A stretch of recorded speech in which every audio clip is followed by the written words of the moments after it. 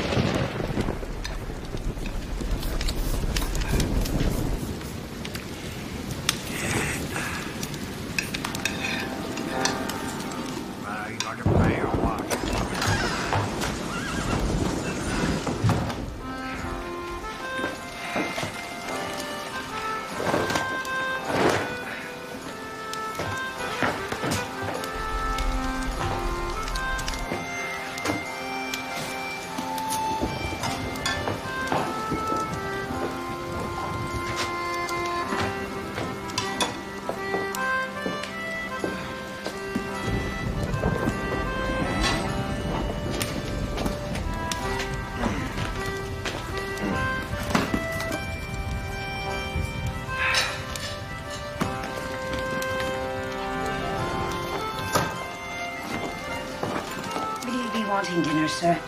There's a great leg of mutton tonight, and perhaps a flagon of beer to go with your meal. Thank you, Mrs.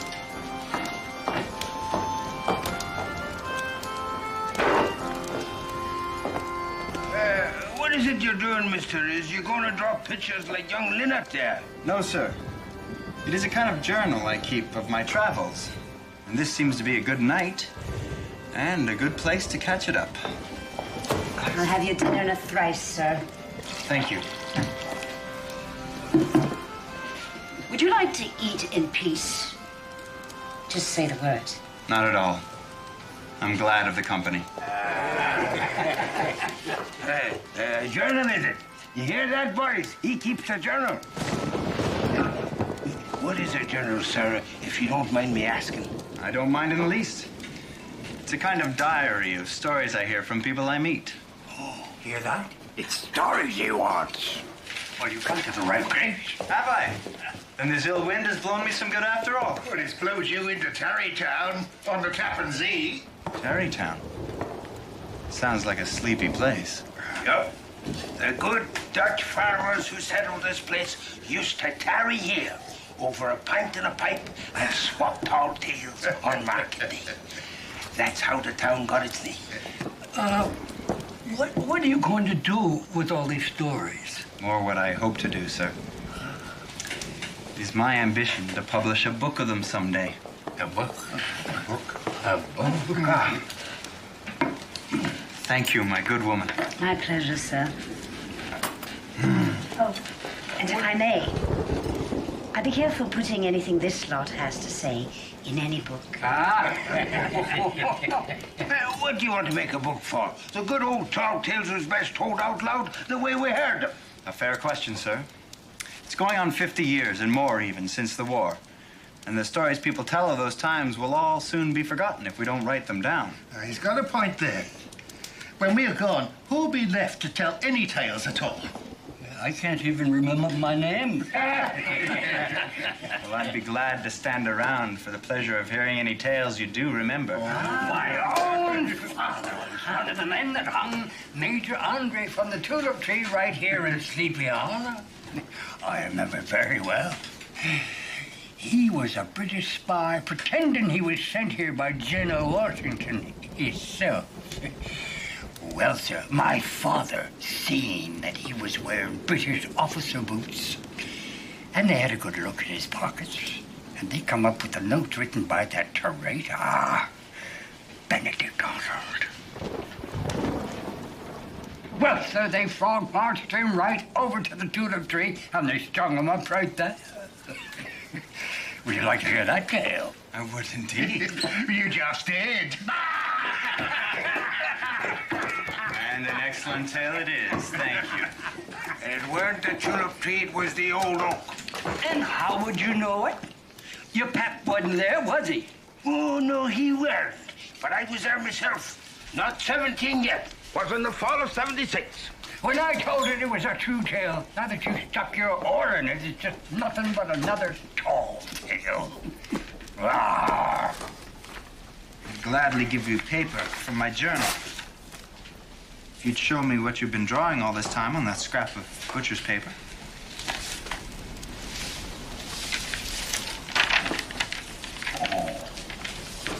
And who would this be? That would be Mr. Ichabod Crane. Couldn't be no other. Aye, that's him. It's as if Lynette has seen him in the flesh itself. It seems Lynette thinks there's a tale to be told about this Mr. Crane. Oh, aye, and so there is. And I'll be the one to tell it. As for the rest of you, you were nothing but a bunch of runny-nosed brats, if you ever saw the man or not.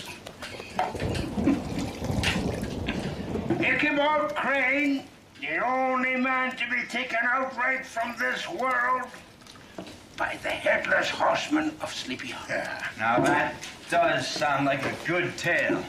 Just showed up on the Sleepy Hollow Road one day in the spring of 91. A Yankee out of Connecticut, or so he said. Looking for work as a school teacher, or so he said. Or so he said. So he said.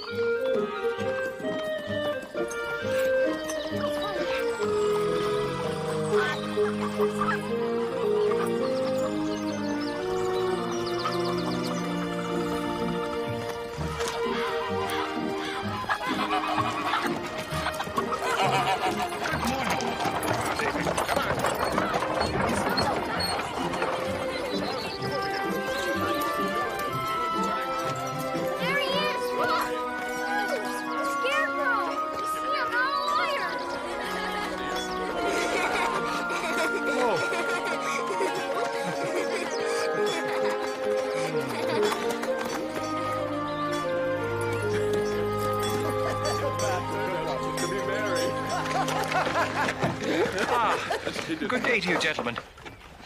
I wonder if you'd be so kind as to direct me to the home of Mr. Hans Van Ripper. Wow. Here you go. Go on now. Let's go, fellas. And what business have you with him, stranger? I have it from a man I met upriver that there might be a position for a man of letters as headmaster of the Sleepy Hollow School. I am told that Mr. Van Ripper is the superintendent. You may mock me, my good young man, but I assure you no better candidate is likely to be found. I wasn't laughing at you, friend.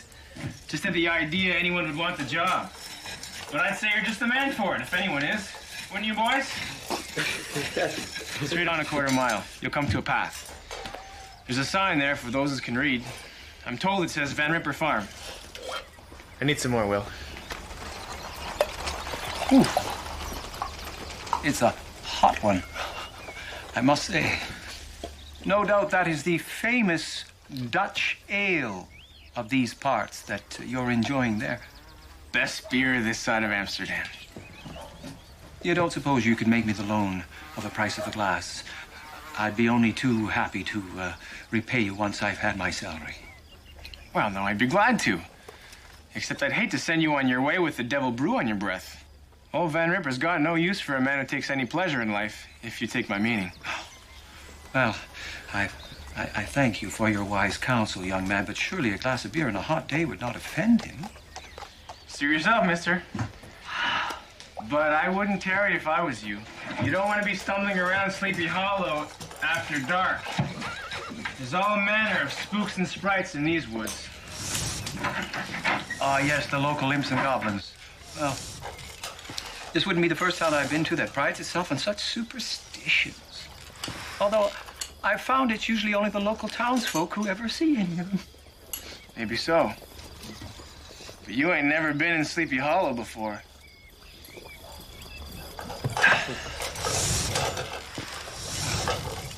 True enough. Well, I'll consider myself warned then. Oh, I thank you for your hospitality, and I look forward to the day I can repay it.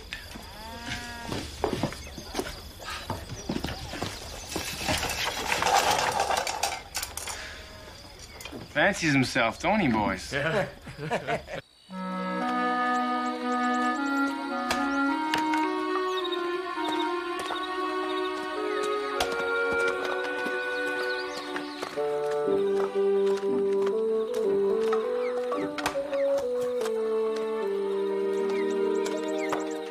Excuse me, sir.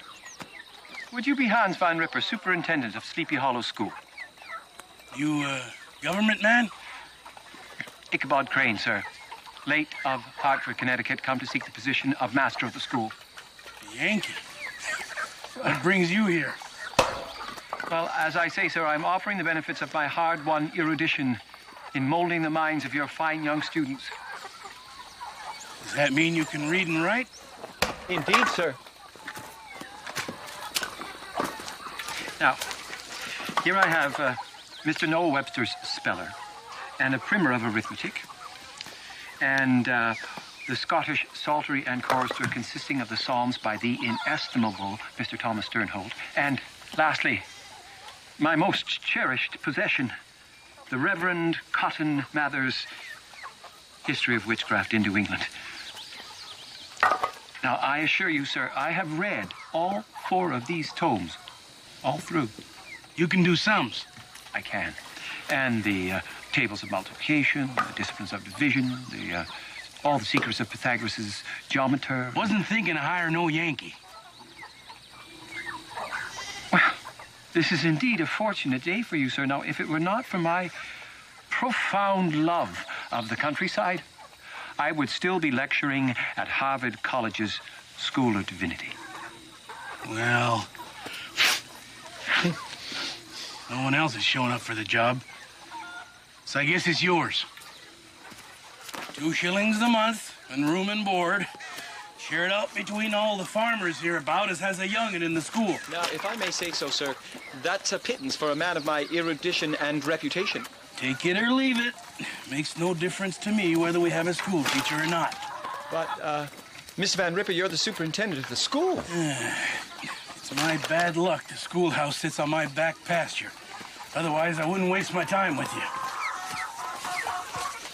This is where you'll sleep tonight, until arrangements are made. Didn't find that hard to do, as sleep is pretty much all anybody does around here.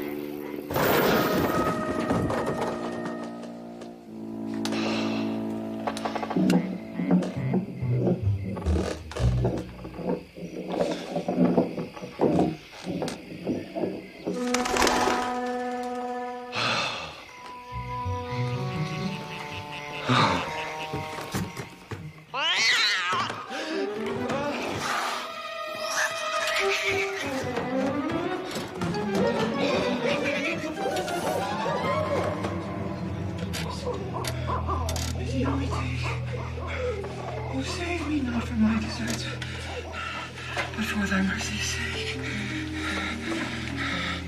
So grievous is my plaint and moan, that I rise wondrous faint. All the night long I wash my bed with tears of my complaint.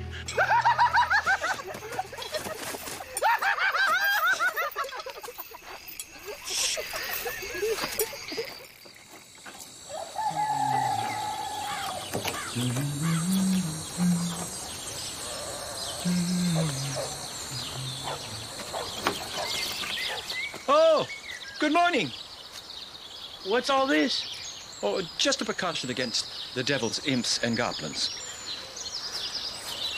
These woods are home to many such of most unusual power. You don't say. Oh, but you need not fret yourself. Thanks to the Reverend Cotton Mather, my knowledge of their ways is more than sufficient to the task. Oh.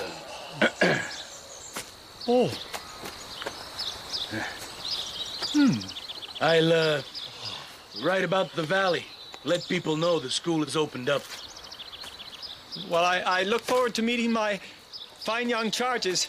I said I'd let them know, but seeing as we ain't had a teacher in more than a year, I suspect they noticed. They've been doing just fine without any schooling. And so, dear students, you will find in me a teacher who intends to instill in you a love of learning, of hard work, of pious discipline, of country, and of God. I'm a firm believer in the golden maxim that to spare the rod is to spoil the child. A question. Can anyone tell me what that means?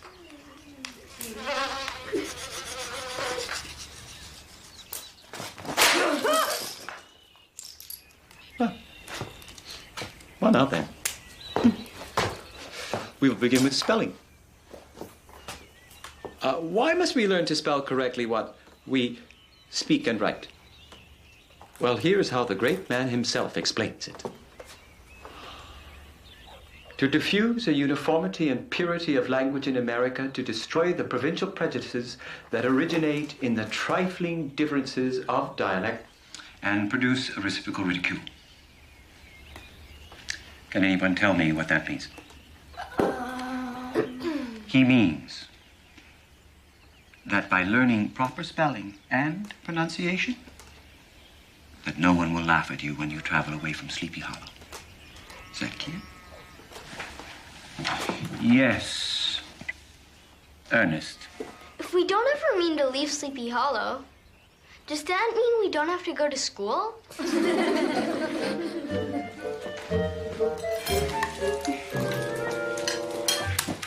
Oliver! See what fine manners Mr. Crane has when he's eating, children. I hope you're learning from his example. Yes, an excellent repast, Mrs. Van Eck. You are an inspired cook, if I may say so. You're too kind, Mr. Crane. You'll not be teaching no newfangled notions, will you? I don't believe in no new notions. Oh, no, sir. Nothing but the finest in old notions. The old notions are the best. I particularly disfavor this new notion of paying taxes. No, I don't expect teaching the youngsters anything to do with taxes, Mr. Van Eck. You need have no worry on that score. And you won't have to be teaching Ernest here to count any higher than 20. That's all the hens that fits in our coop. Oh, well, I'll bear that in mind, Mr. Van Eck. Well, you don't have to swallow your whole week's board at one sitting. Yes. Let Mr. Crane finish the end of his meal in peace. No offense intended. Wouldn't want to see you busting at the seams on your first night is all. Oliver. Well, I've got my chores.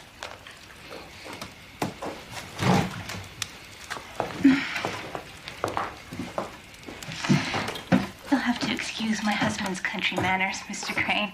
Oh, that's quite all right, Mrs. Van Eck. A man of the land isn't likely to understand how the rigors of headwork leaves one ravenous. Of course it does. Oh, perhaps I should go fetch my things before it gets too dark. Oh, my. Are you sure you want to go back on dark? Oh, fear not on my behalf, Mrs. Van Eck. thanks to my deep study of the Reverend Cotton Mather's works. Have no fear of the evil that thrives in darkness.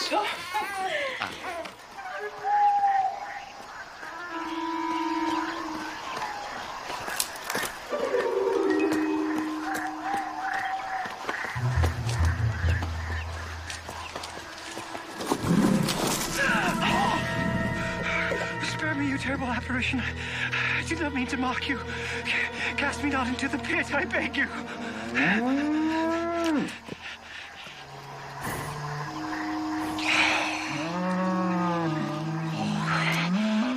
Go on, you old fool cow. And the next time we meet, let it be at table.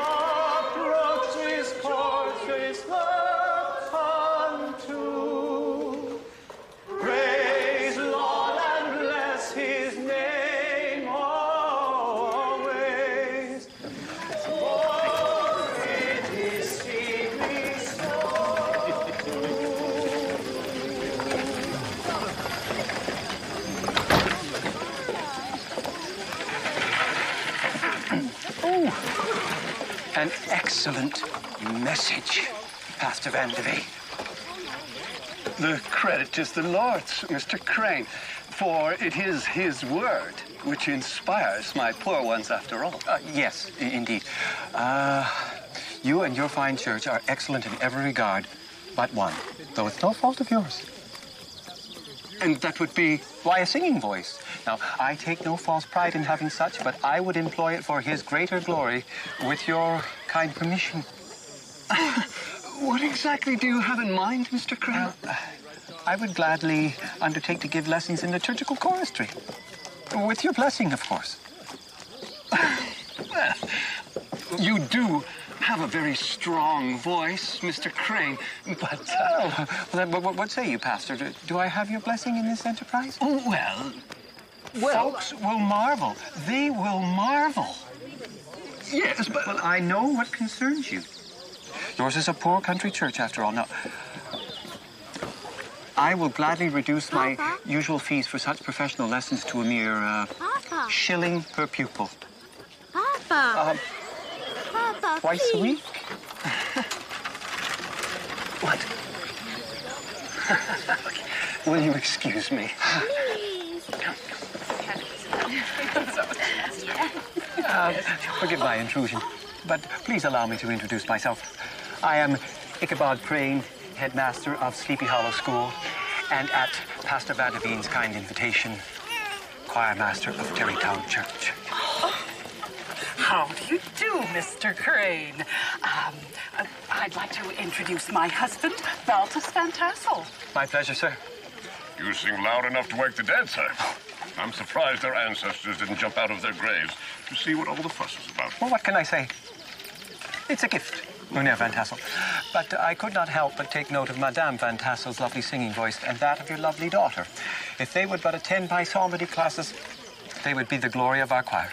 Oh, Mr. Crane, do you really suppose that we could be good enough to sing before the congregation? Oh, you have the voices of untutored angels, Madame Van Tassel. Goodness, Baltus, did you hear that? I don't know what I'm hearing exactly. I shall certainly attend your psalmody class, Mr. Crane, and do my best to prove worthy of your choir. Wonderful, Madame. And your daughter? Oh, she has a mind of her own, that girl. Stubborn as a mule, you mean? Just like your father. Oh. Katrina, we're going. Katrina, dear, this is Mr. Ichabod Crane, our new schoolmaster. I am enchanted to make your acquaintance, Miss Van Tassel. Katrina Van Tassel. She was the most beautiful girl I ever saw. And the richest. There wasn't a man alive in Sleepy Hollow who wouldn't sell his soul to the devil for fair Katrina's hand. The Ichabod Crane came along. Well, you wouldn't suspect it just looking at him. And who'd have taken him for a thief of hearts? Brom Bones certainly never did. To wicked man his ear, nor let his life as sinners do, nor sat in scorner's chair, but in the love God the Lord doth send his full delight, and in the same doth exercise himself both day and night. I'm sorry Katrina couldn't come. She's gone to Dobbs Landing for the cup races tomorrow. They've gone to cheer on our town's champion, Mr. Abraham Van Brunt. Oh, I'm relieved to hear it. I was disappointed to think our choir would have to do without her angelic coloratura. Her what? Oh, that's a Russian phrase for a singing voice of many bright colors, if you will. Like Joseph's coat in the land of Egypt. The sort that is suitable for opera. The voice, that is, not the coat. My. I don't believe we've ever had such a cultured gentleman in Sleepy Hollow. Why don't you come to dinner with us tomorrow night, Mynheer Crane? Well, I'd be honored. Wait till I tell Katrina she sings in colors. Good night, Mynheer Crane.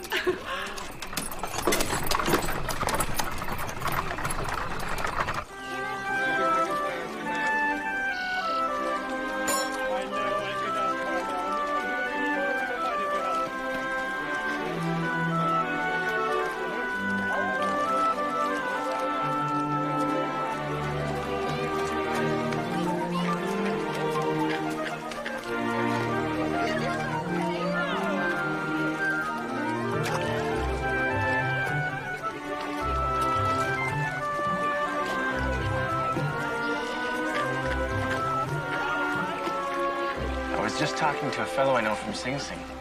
Thaddeus Kinkle. I'll be racing against him. Oh, yes? I know Thaddeus. What about him? He told me he's leaving for the Ohio Territories in a week. Brom, I thought we weren't going to talk about this anymore. Katrina, he's a year younger than me. There are men even younger that have made their fortunes farming out west. There's no limit to what a man can do out there if he's got a strong back and a good wife. Brom, please. You know how I feel about it. Why do you bring it up again? What about how I feel? Opportunity's passing me by. This is a once-in-a-lifetime chance. But I can't go with you. I won't.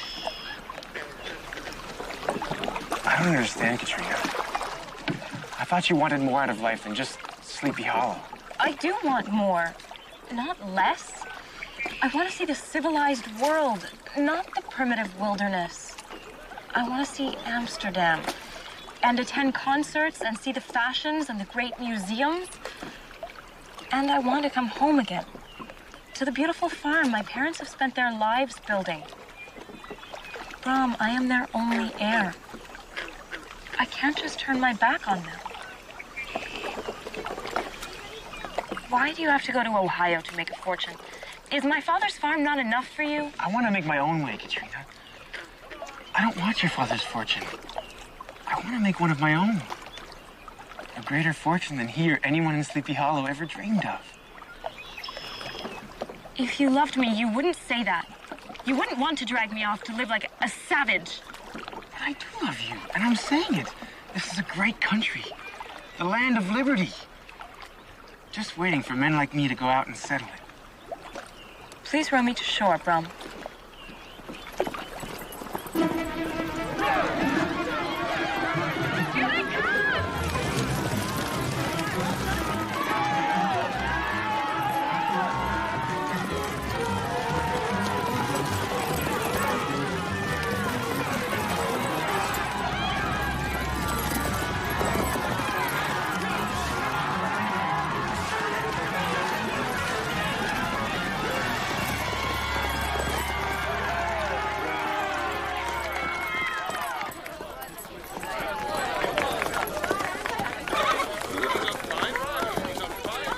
Looky here, Katrina. Another cup for me and Daredevil. This is for you. I think it would be inappropriate to accept such a gift from a friend. Wouldn't you say, Pastor Van der Veen? What? Oh, yes, I suppose. Silver, is it? Yes, it's well, very valuable then. It would signify, wouldn't it, dear? Indeed it would. A gift of silver signifies. Mere friends of courting age do not exchange such gifts.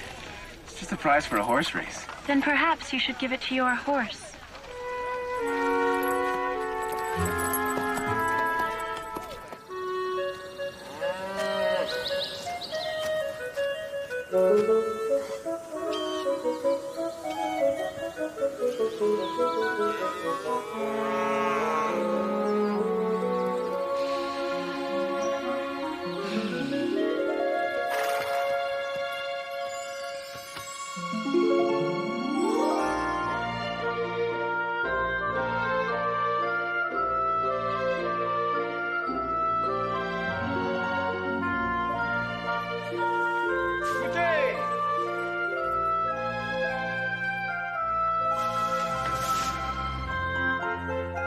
Good day to you. Carry on. Katrina! Katrina! I'm home! Why, Mr. Crane, you're early. Oh. Punctuality may be a minor virtue, but it is a virtue nonetheless. And one can never have enough virtue. Therefore, to be early has even more virtue in it than to be on time. Indeed. My goodness, I never would have thought of that. Come in.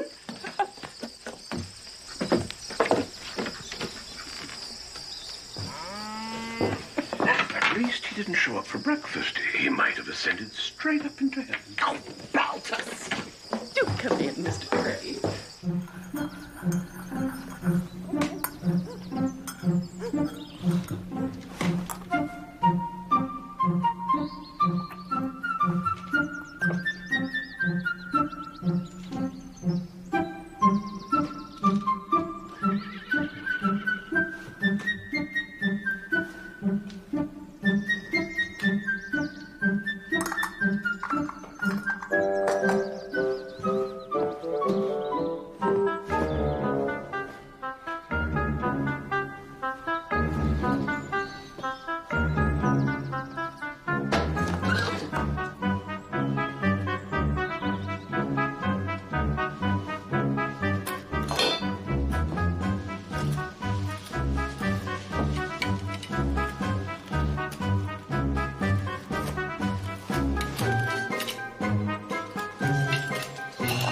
There are 13 of them spoons in there, if memory serves.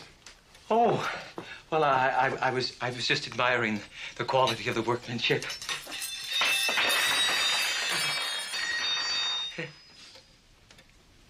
Dutch, no doubt. English, as a matter of fact. Had them from the box of a redcoat officer in a skirmish not half a mile from this house in summer '74. You would have done better to carry a second musket instead of a tea service. But that was his misfortune and my providence.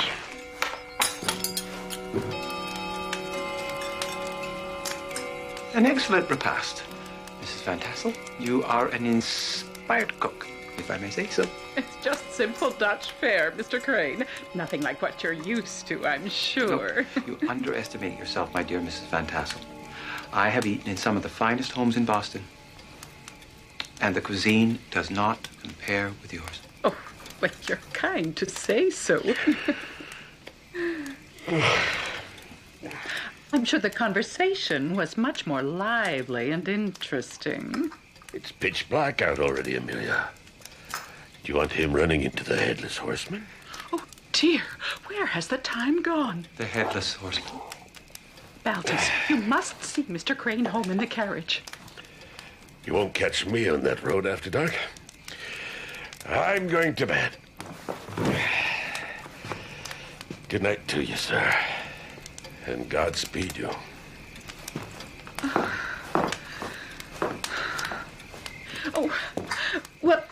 stay with us the night, Mr. Crane. We have plenty of room. If you wouldn't mind, Mrs. Van Tassel, perhaps you could tell me what you're referring to. Oh, the Headless Horseman. He was a Hessian mercenary who has tormented our little town ever since the day he was killed. Tormented? I'm afraid so. It was in a skirmish right here in Sleepy Hollow on the night of the full harvest moon.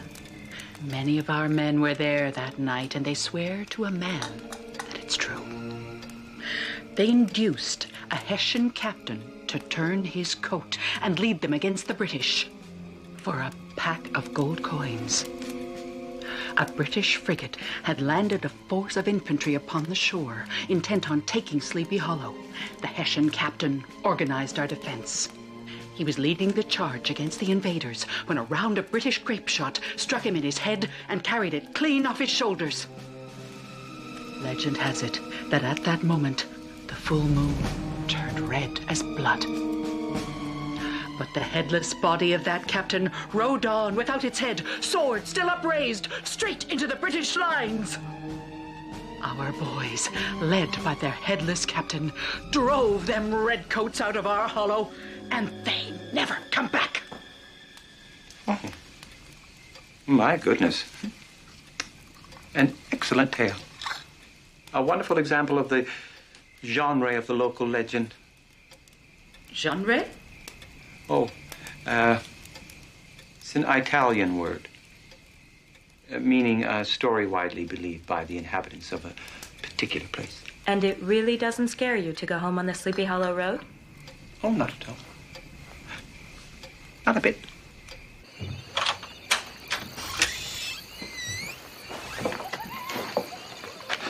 It's gratifying to meet a man who doesn't believe all these silly superstitions and isn't afraid to say so. What? Oh, yes. Certainly not. I don't believe them either, but I have to pretend to. Everyone here is so proud of their ghosts and goblins. Well, often these stories are the only way of passing the time in these little villages. But an educated man like myself does not take them seriously, I assure you. Well, Mother didn't tell you why people are afraid to go on the Sleepy Hollow Road at night. No, she didn't. It's just more silly nonsense. And I'm sure you must be tired. No, not at all. I'd be very interested to know why people are so afraid to be on the road at night. Old Heinrich Brewer wasn't afraid of ghosts either. And like you, he wasn't afraid to say so. One night, about the same time of year as this, he took the Sleepy Hollow Road for a shortcut coming back from a trip to Manhattan. Those he was traveling with took the longer road for fear of the horsemen. But he scoffed at them and boasted he'd be home an hour before them. He never made it home. Up and down the Sleepy Hollow Road, people heard him screaming and begging for mercy, but no one dared go out. They found him the next morning in the churchyard, with his head pulled down into the earth of the horseman's grave as far as his shoulders. It seemed the horseman meant to take it down into the grave for himself. When they pulled him free, his eyes were still staring at the horror that loomed over him at the last.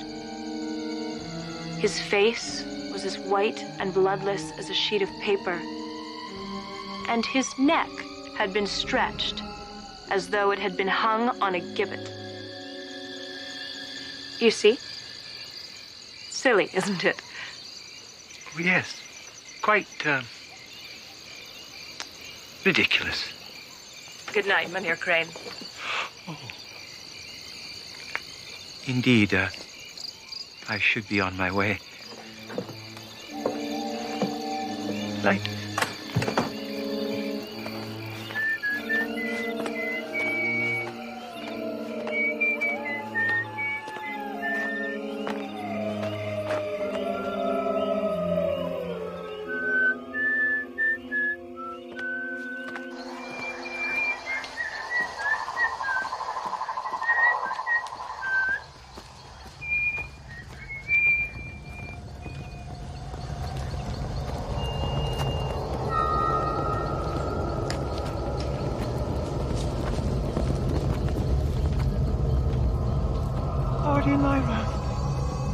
prove me not whom I deserve thine ire.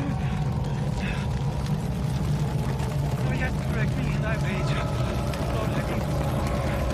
For I am weak, therefore, oh Lord, of mercy forbear. Oh, my goodness. Do you think Mr. Crane has met the Headless One? We can only hope. How can you say that? Poor Mr. Crane. Poor horseman. Your precious schoolmaster has likely scared the wits out of him with all that bellowing. Oh. Ah, here we are at last.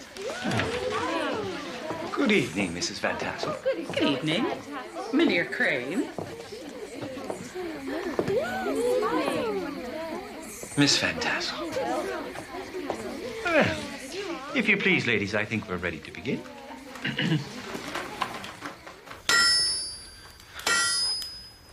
Who does he think he is? I heard it was our mama's idea to have him for dinner, not Katrina's. I'll tell you who he is. He's a weasel who thinks that all he needs to do is get his foot in the door to steal my girl. What are you gonna do?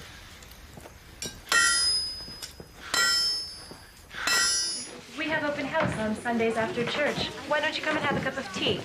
That would be all right, wouldn't it, Mother? Of course it would. You're always welcome, Mr. Crane. My pleasure. There goes Brom Bones and his gang off for another night of carousing. Will that boy ever grow up? Not in my lifetime. If I may say, Miss Van Tassel, you demonstrated wisdom and a maturity far beyond your tender years. Good night, Mynheer Crane. Well, sir, the news about Brom and Katrina went round Sleepy Hollow like a brush fire in a drought. It seemed that every marriageable man from 16 to 60 was ready to try his luck. Damn fools, every one of them.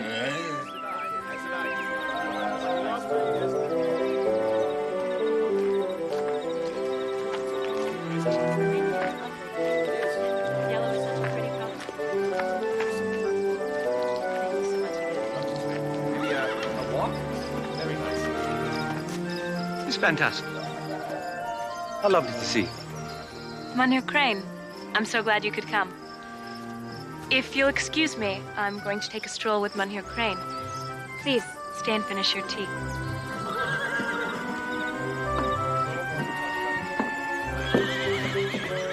Mrs. Van Tassel, do you not object to your daughter strolling with that man? In my experience, ducks and geese are foolish creatures who need to be looked after, but your Katrina can take care of herself. I can hardly believe something like that. I assure you it is true, Miss Van Tassel. Confirmed by experiment both here and in Europe. The world spins like a top, and half of every day we are topsy-turvy whether we know it or not. But I thought the world is like a ball. Or else how could it spin so smoothly? Like a ball, Miss Van Tassel. Does not a child's top spin, yet it is not a ball. Do you mean to say that the world is like a top? Well, the learned men of science are divided on this point. Well, some think as I do, while others, who perhaps have not studied the matter as deeply, feel it is more like a spinning wheel. Now, both these forms have spinning as their very nature, while balls have bouncing as their nature. Spinning, bouncing, very different. You stir a yearning in me, Mynheer Crane. I do. I thirst for knowledge. I'm so grateful to you for sharing yours with me. Miss Van Tassel, won't you call me Ichabod? We should be getting back. Oh, yes, of course. If the growth is like a top and spins on its point, then what is it standing on? What? Oh, nothing. I'm sure I'm just being silly. Shall we go back to the house?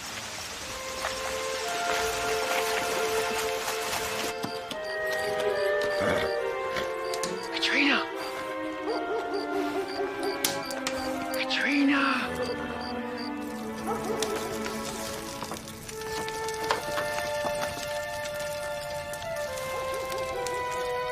If you had your choice of anywhere in the world to travel to, Bud, where would you go? Well, there's nowhere else I'd rather be than right here in Sleepy Hollow. I'm quite serious. Wouldn't you like to travel? Well, sometimes it seems like all I've ever done is travel from one place to another. But don't you want to see the great museums of Amsterdam? Or hear an orchestra play? I dream of seeing my homeland. Oh, yes. Well, I long to travel. To see the pyramids of Egypt, the Great Wall of China. The world is full of wonders. Is it so unusual to have a wall in China? Well, I suppose it must be.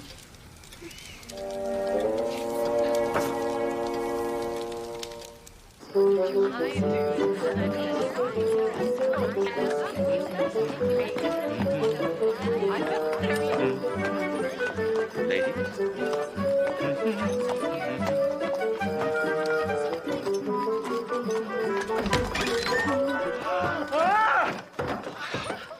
Run! Run for your lives! The devil has taken possession of the schoolhouse!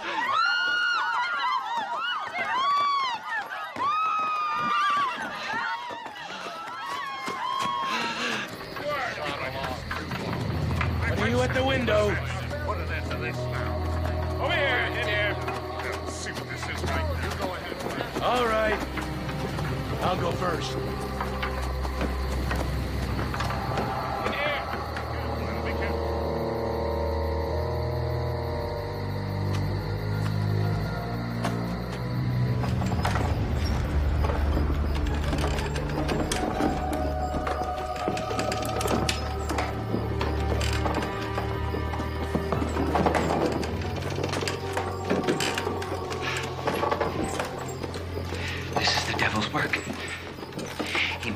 Himself known by turning things topsy-turvy. It's meant to drive me out of Sleepy Hollow, but I will not be driven out. We will fight him together. Looks like the devil's using hammer and nails to work his spells these days.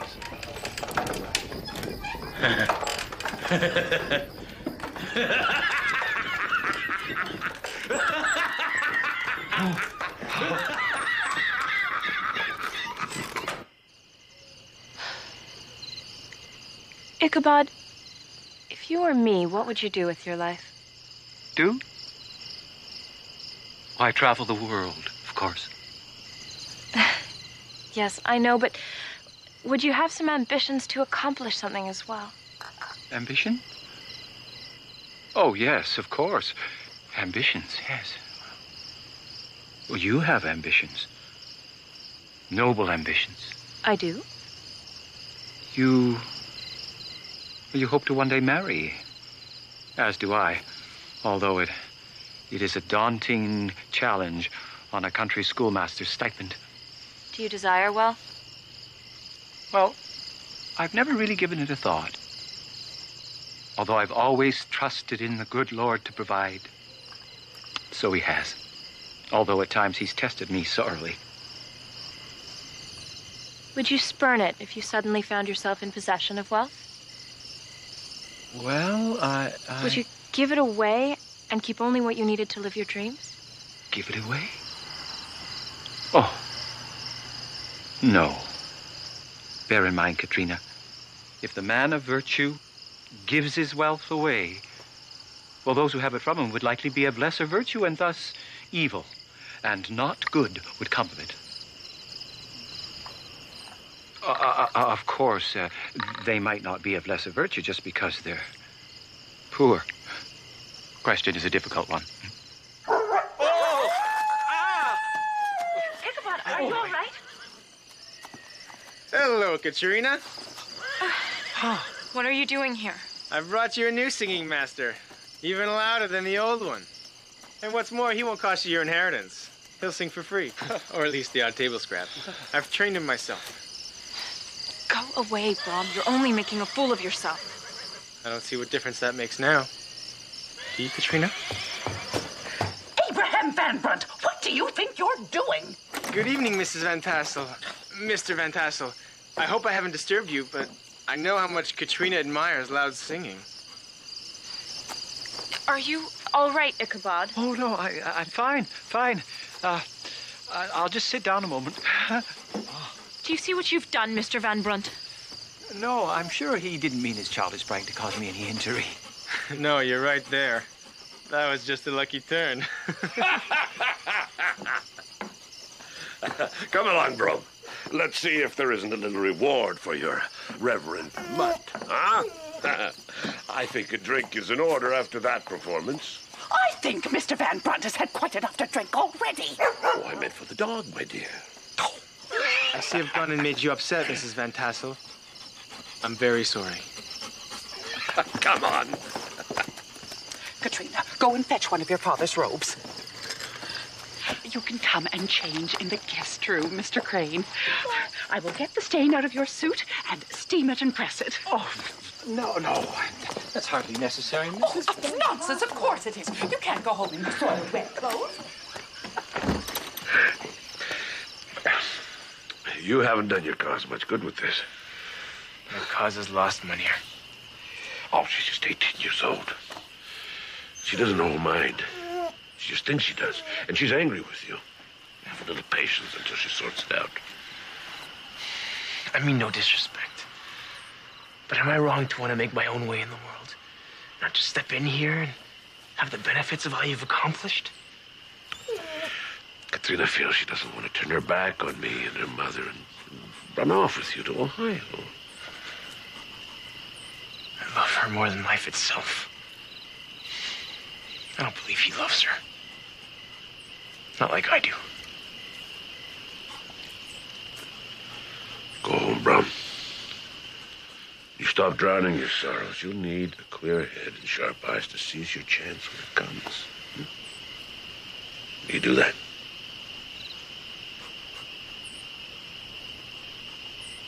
I will.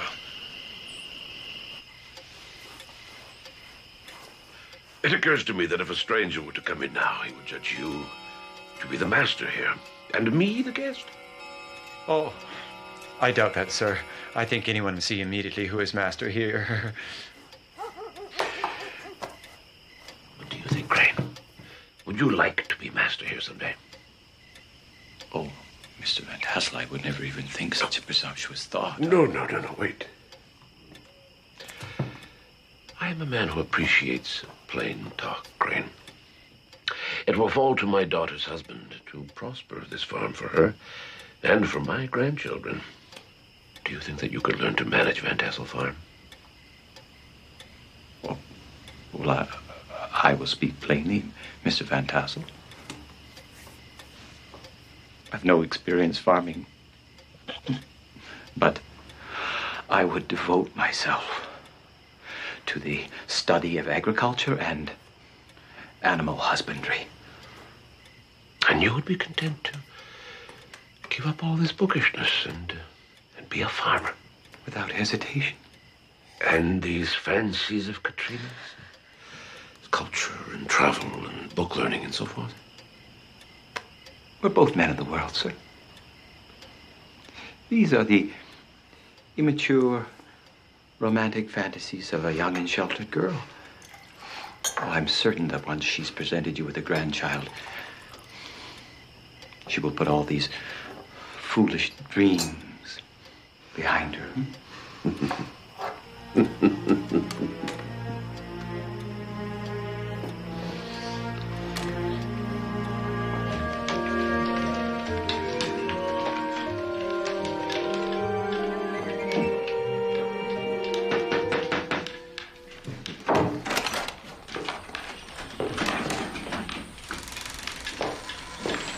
Morning, Mr. Crane.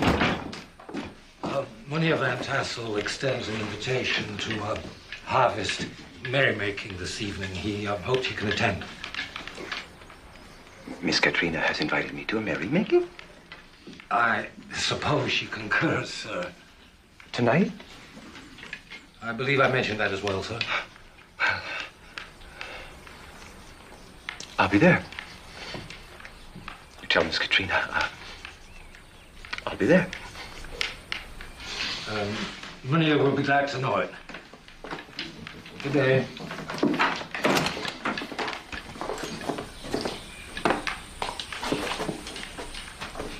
School? School is dismissed.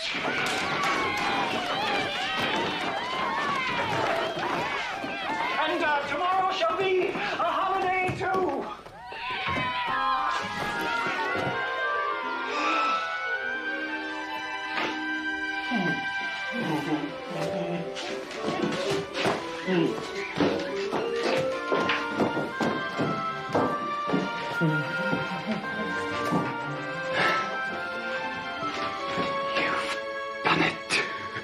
Mynheer Crane, you devil, you.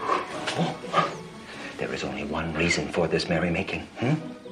She doesn't want to wait any longer, and neither do her parents.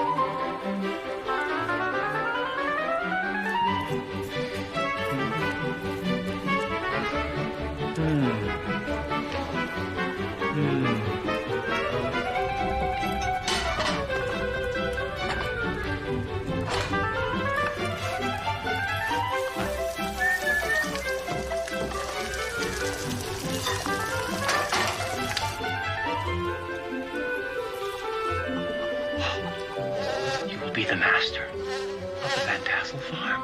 No, in the fullness of time, the Crane farm. No, the Crane estate.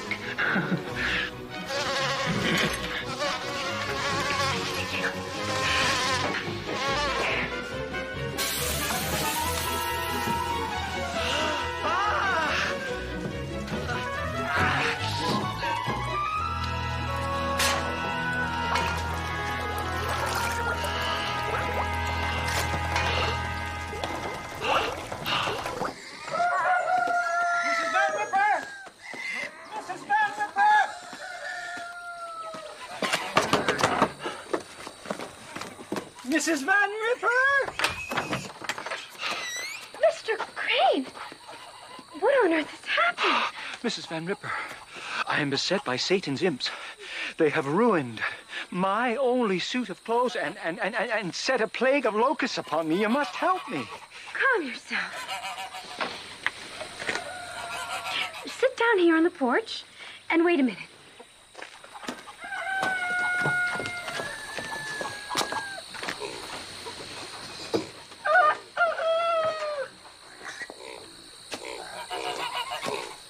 My husband's wedding suit. It was quite a bit thinner then, but not much taller, I'm afraid. But it's the best I can do.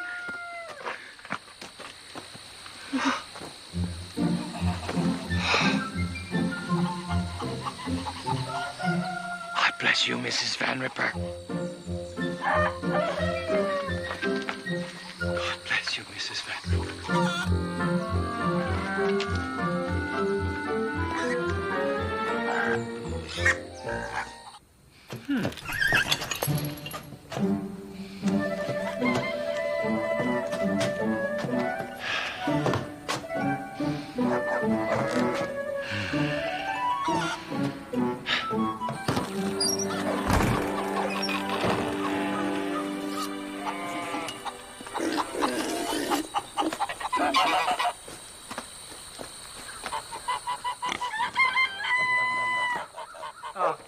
Miss Van Ripper,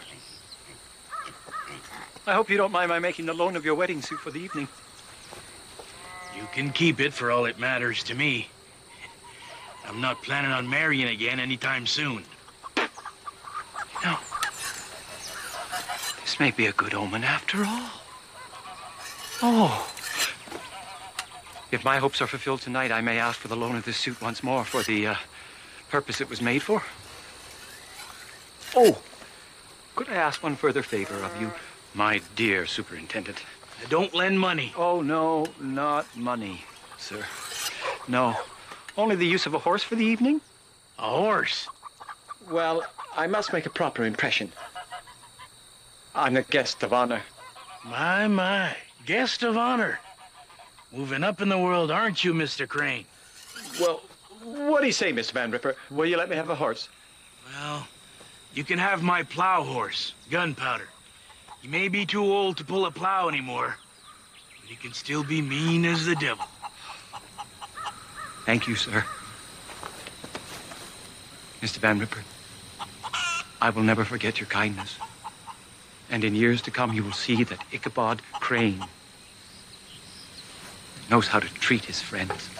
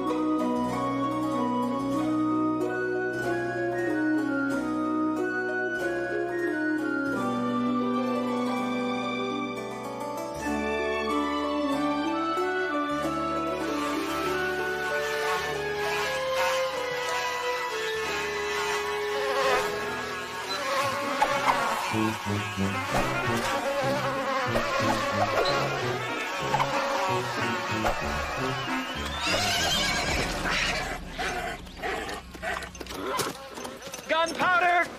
Come back here! Right now!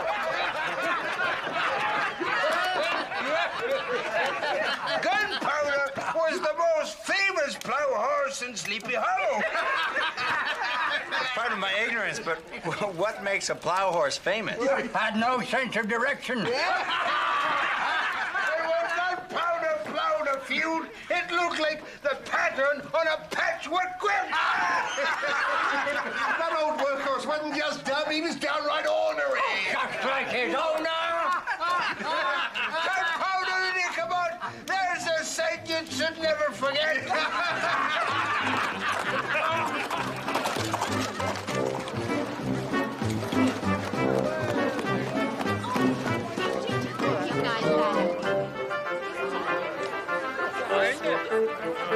Look at that. What is it?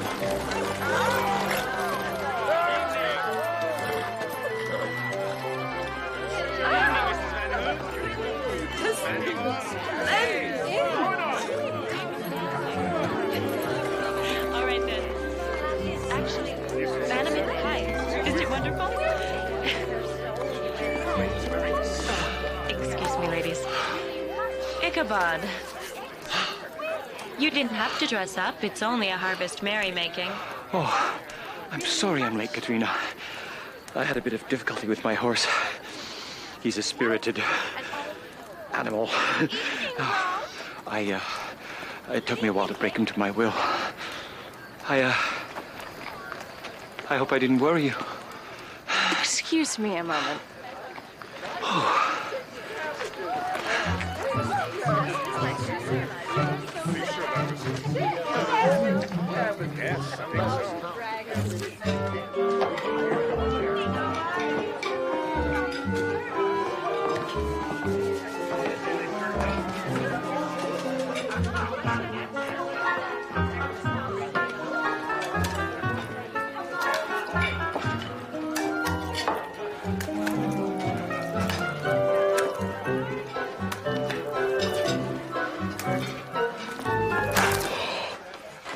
Have we missed anything? There. That should hold you for a bit. Oh, You are too kind, Bonnier Van Tassel. And have a glass of beer. Wouldn't want you choking on this night of all nights. Enjoy yourself.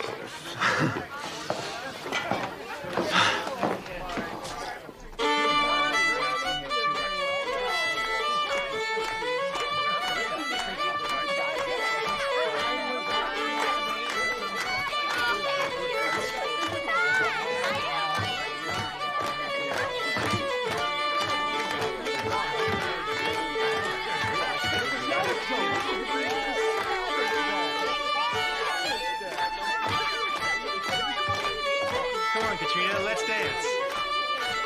No, thank you.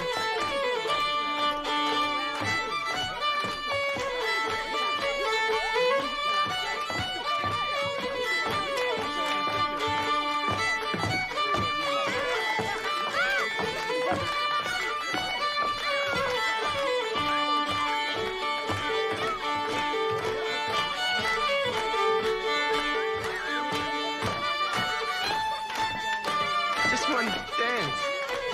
Oh.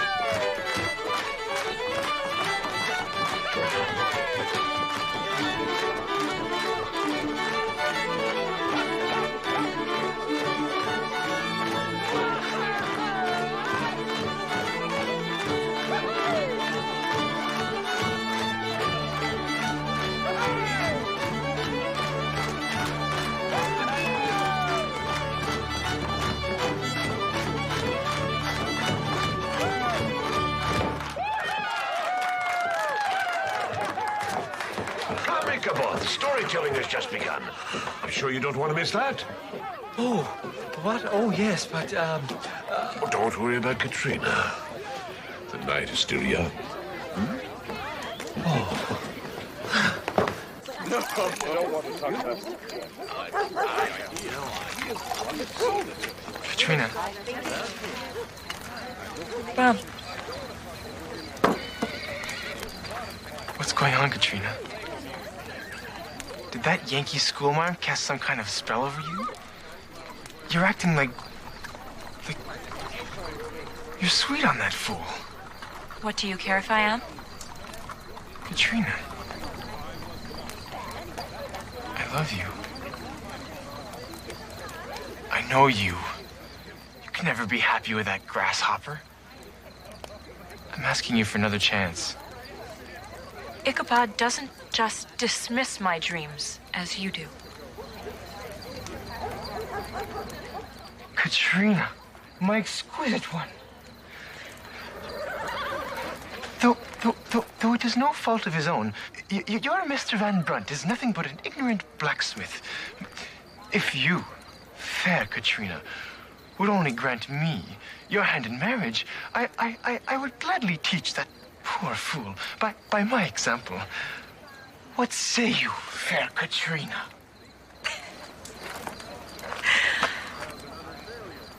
I'm going inside. Are you coming? You going ahead. I'll be along.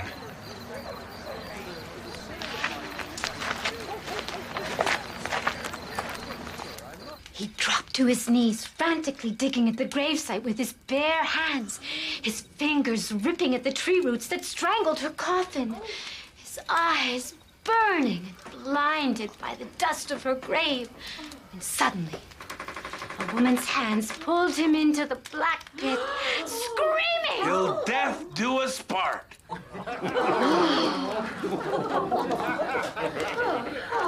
Well, good wife, let's have the story of the Headless Horseman for our honored guest. No one tells it like you do.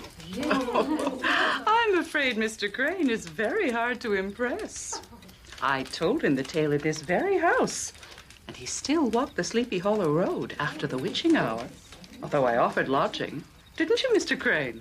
I did. I think you'd be more impressed if you ran into him.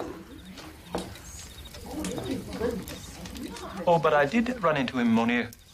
But I'm not altogether sure that it was your Headless Horseman and not some other soldier of Satan, for I did not see his head or lack of one thereof. But I can assure you he came with companion ghosts. What happened, Mr. Crane? Tell the tale. Tell the tale. Tell the tale.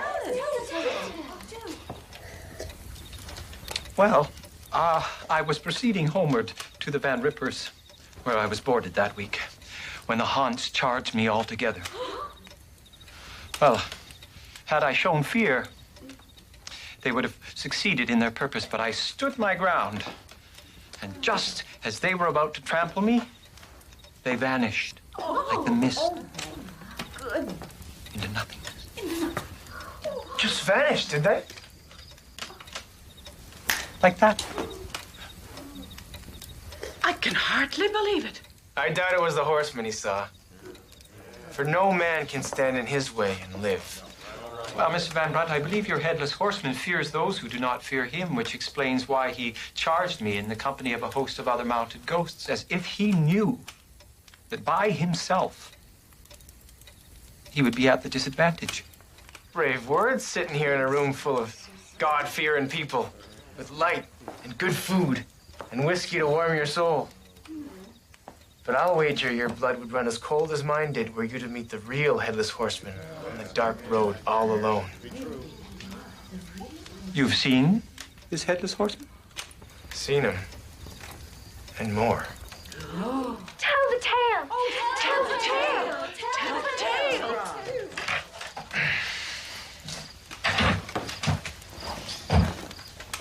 I was returning home from a name day celebration for my uncle in Sing Sing. Though it was well past the witching hour, we came along the Sleepy Hollow Road to save us an hour more of riding. Some say I was foolish taking the chance, knowing what the horseman done to Brewer. But I had never spoken disrespectful of him, and me and Daredevil could outrun and outride any man or ghost. Or so I thought. And so it was, that as we come to Major Andre's tree, Daredevil pulled up in his gallop and reared up so high he nearly thrown me down. And there before me, with the bright red moon behind him, sat the Headless Horseman in the middle of the road. He didn't move. So I started Daredevil at a gentle trot toward him, thinking I could dash through the stream around him and make a run for my life. I knew me and Daredevil could do it. But as we came abreast, he drew his sword from his scabbard and raised it high, and then he swung it around to take my head. If I hadn't ducked down, he would have sliced it clean off with his fiery sword. Well, sir, me and Daredevil rerun like we never run before. But that devil horse was breathing fire on Daredevil's rump, and that sword was flashing and slashing through the dark, an inch from the back of my neck. We both knew what it was we were up against. We run, I tell you, but never did we gain a stride on our pursuer. I kicked that horse of mine like I never kicked him for or since. And he knew what it was I wanted. All we had to do was get across the log bridge, through the churchyard, and past the Hessian's grave.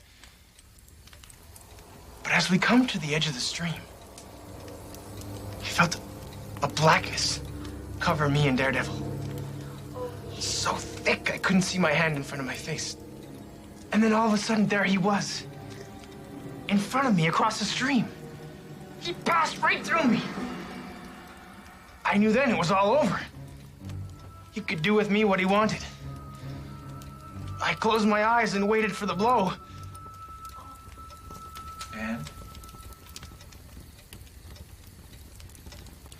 Anne? Never come. I opened one eye to see what was taking him so long. He'd sheathed his sword. And if he had a head, I had a feeling it'd be smiling. He turned his horse around and trotted back into the churchyard and down, as though into a ravine, until nothing of him remained.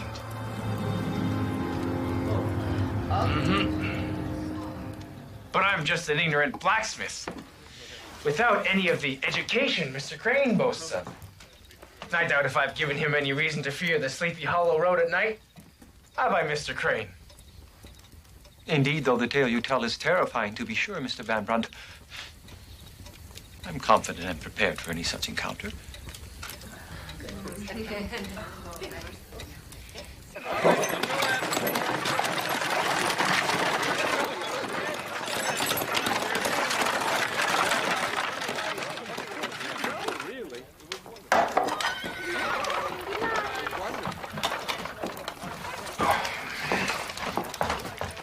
Still here, Ichabod?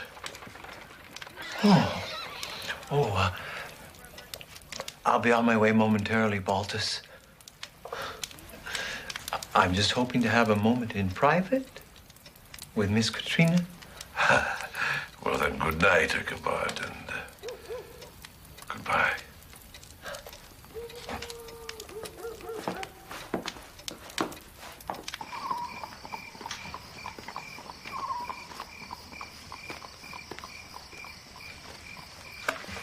Here you are, Katrina.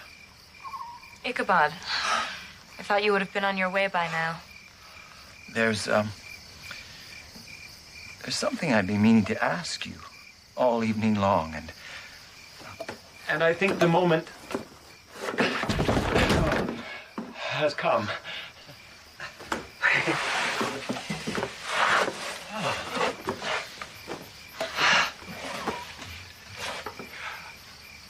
My dear Katrina, I believe you know what I wish to say. I believe you know what is in my heart. I believe I do, yes. My darling, I am prepared to give up my lifelong study of the mysteries of the invisible world, all for you. All I ask for nothing but your dear hand in marriage, that I may be your husband and protector, your helpmeet and mentor, your guide and teacher. You care nothing for me. I doubt if you care for anyone but yourself. What did you say, my dear Katrina? All you care about is my father's property and wealth. You put such thoughts into your head. Is it Brom that poisoned your mind against me? Brom may have no education, but he does love me. It's me he wanted. Only me.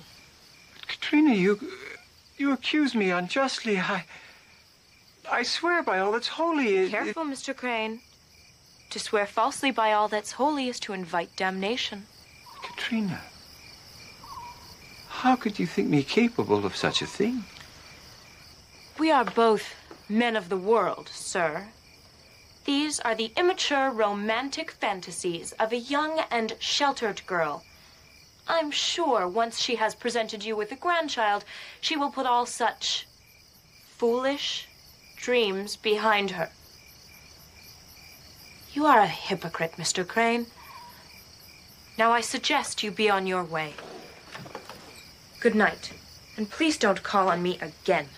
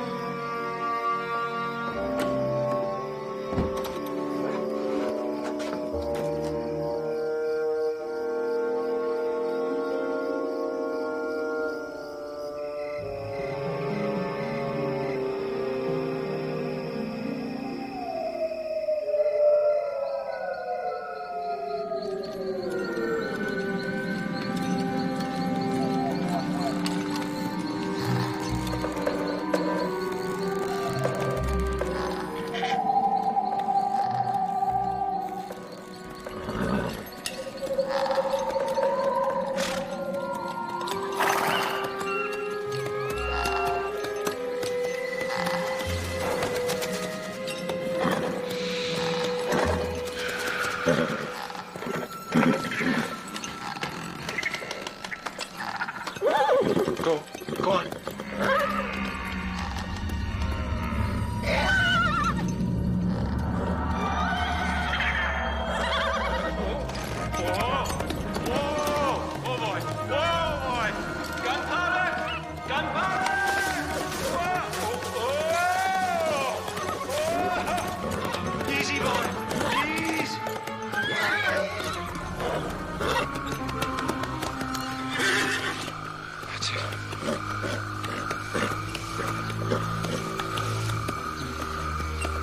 It's just a trick of the moonlight.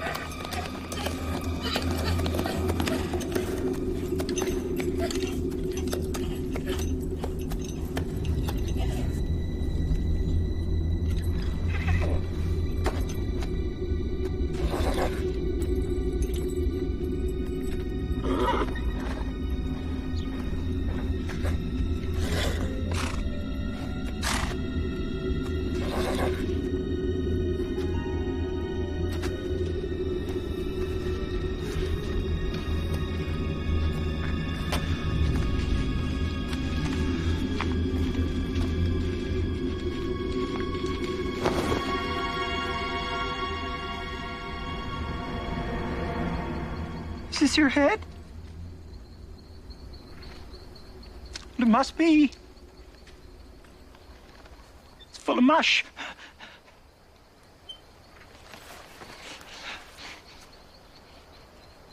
You think I didn't know it was you? Do you suppose I'm such a fool as to think...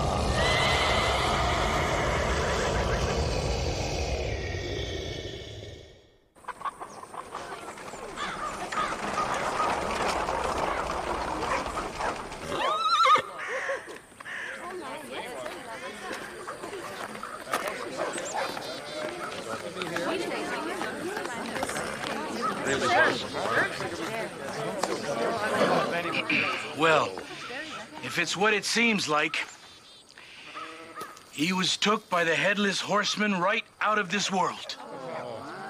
I can't understand why such a terrible thing can have befallen poor Mr. Crane.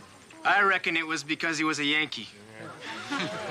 I guess that just leaves us to settle his accounts right and proper.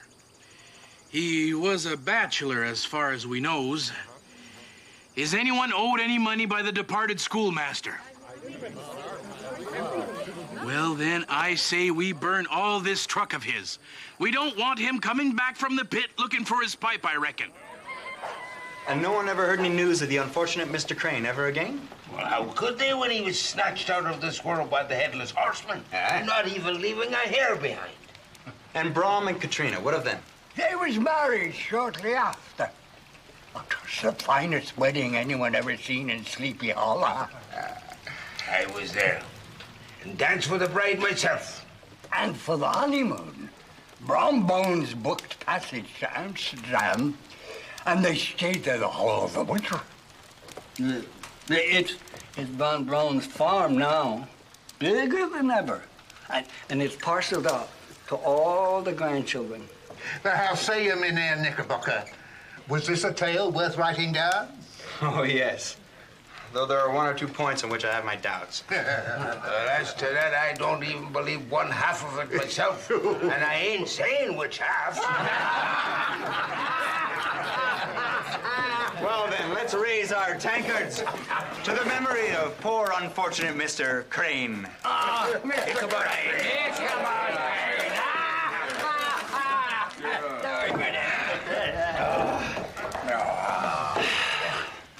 Why, that's the departed widow Jacobs, with a living child in her arms.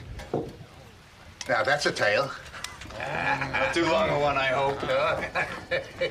Well, it's said that she died of childbirth way back in the time of old Heinrich Hudson himself. She was the first buried in what became our churchyard, together with her unborn child. Now, at the funeral, there was such a rush. Old Heinrich Hudson had tried to get to the graveside and failed miserably. The crowd